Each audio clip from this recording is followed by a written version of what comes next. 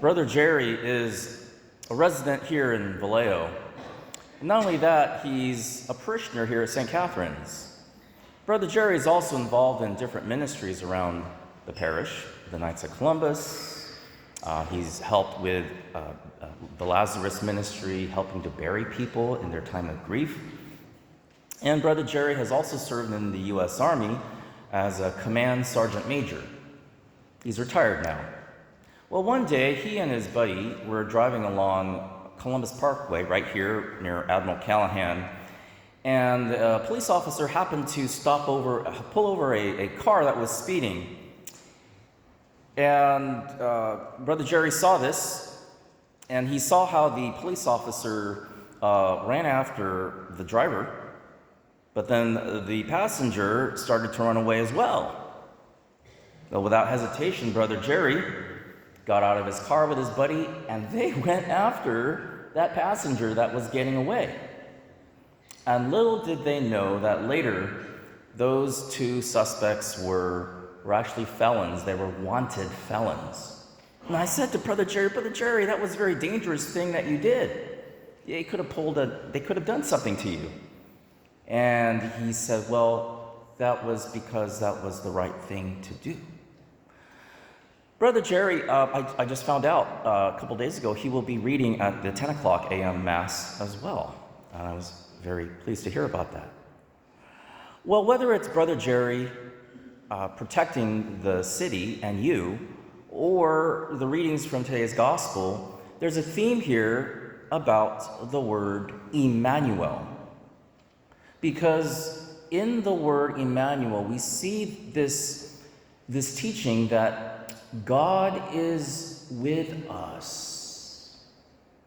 But God is not just with us in this high and lofty idea, like, ooh, that's a nice saying. God is with us through other people. And in today's gospel, from the Gospel of Matthew, we see this in the life of Joseph. So these are the 3 points in today's homily. First, we're going to look at the Old Testament. Secondly, we're going to look at the New Testament briefly, and then we're going to look at, thirdly, how this is applied to you briefly.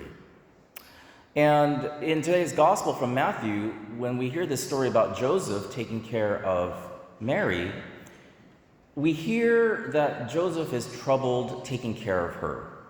But he's comforted through a messenger, through the angel who says to Joseph, don't be afraid to take Mary, because it is through the Holy Spirit that she has conceived. Remember, Joseph and Mary were married legally in the Jewish law, and for Joseph to see Mary pregnant, this would have been a shameful thing. They could have stoned Mary. But Joseph he's described as a righteous man. And eventually, the gospel writer points us to this passage through the prophet, and this prophet is the prophet Isaiah. Behold, the virgin shall conceive and bear a son, and they shall name him Emmanuel. All right, so in this first point, let's look at the beginnings of this passage. Behold, the virgin shall conceive and bear a son, and they shall name him Emmanuel. So in this first point from the Old Testament, the Lord spoke to King Ahaz. Ahaz, you'll see later, has these two sons that he deals with. And Ahaz is considered one of the worst evil kings of the Jewish people. He in fact, when Ahaz says, I will not tempt the Lord, that actually sounds like he's being virtuous, but it's an act of false humility. He eventually gives one of his sons over to a pagan god. And then one of his other sons actually became a great king, Hezekiah. He became one of the great kings of Israel. But because of Ahaz, the whole Jewish people were not blessed by God.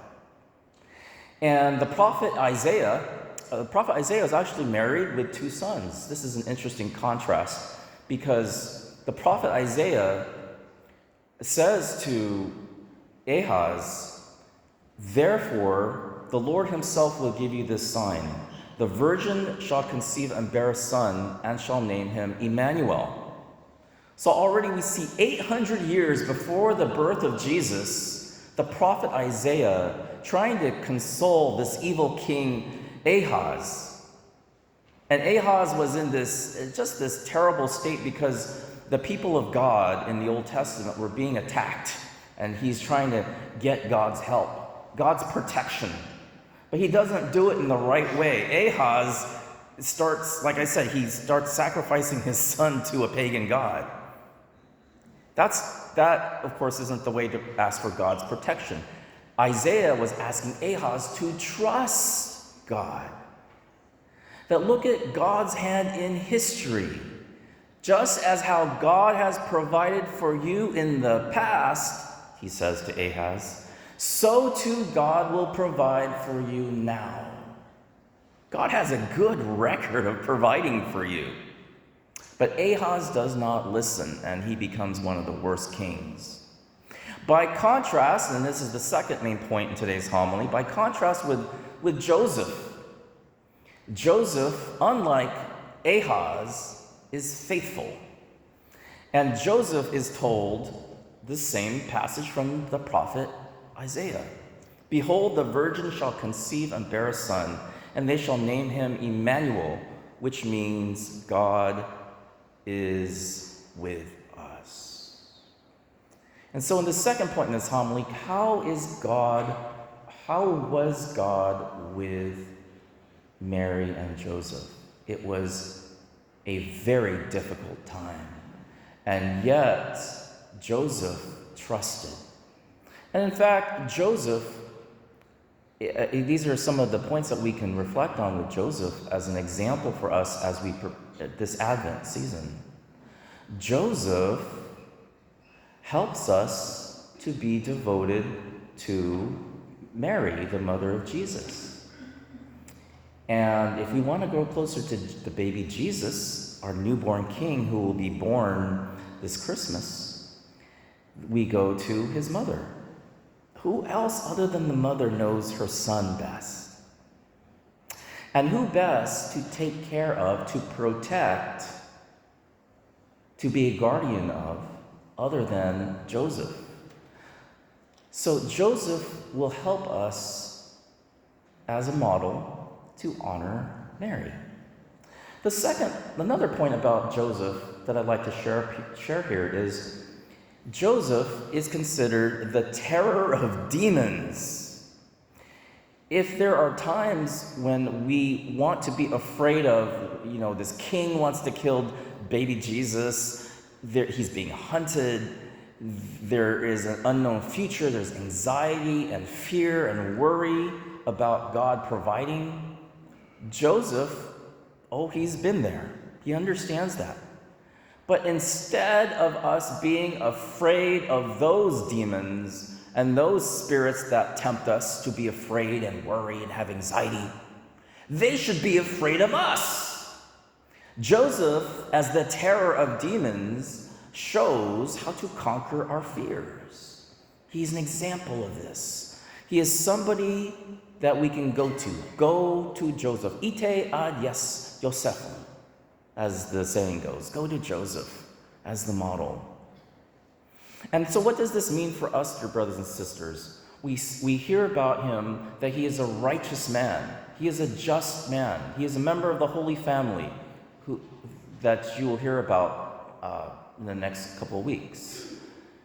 Jesus, Mary, and Joseph. Joseph is the guardian, the legal father of Jesus.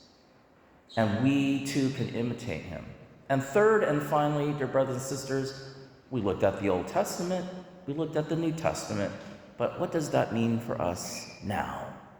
And as I said, Brother Jerry, he's flesh and blood. He's one of us. He sits in the pews. He sits right there or there. And Brother Jerry just did his part to protect, to help. He was a way to live out this passage about How? God is with you? Yes. But how is he with you? He's with you through each other. He's with you in your neighbor. It's the total opposite of saying, in the book of Genesis, after the first original sin, Cain kills Abel and he says, "Am I my brother's keeper?" Well, yes, we are. We are there to take care of others. St. Augustine says one of the great ways to talk about love of neighbor is to protect them. Protecting the innocent, whether it's in the womb like the baby Jesus was in the womb, or little ones, or adults, or the elderly, or the disadvantaged, or the weak. Brothers and sisters, there's one moral issue today that has arisen, that it's a form of modern day slavery. I'd like to raise awareness of this. And that is the evil of human trafficking. You know what human trafficking is? They take people and they force them to work. There might even be some people here in church today that may be a victim of this. And we might think to ourselves, that's modern day slavery. That doesn't happen in the 21st century. It happens by the thousands and thousands and thousands. And it happens to little children.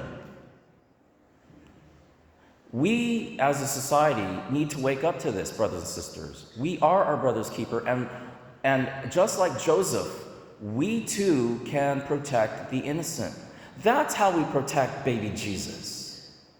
Because as the theologian Hans von Balthasar said, the history of the world has been a war over a little child, a war over an innocent little defenseless creature.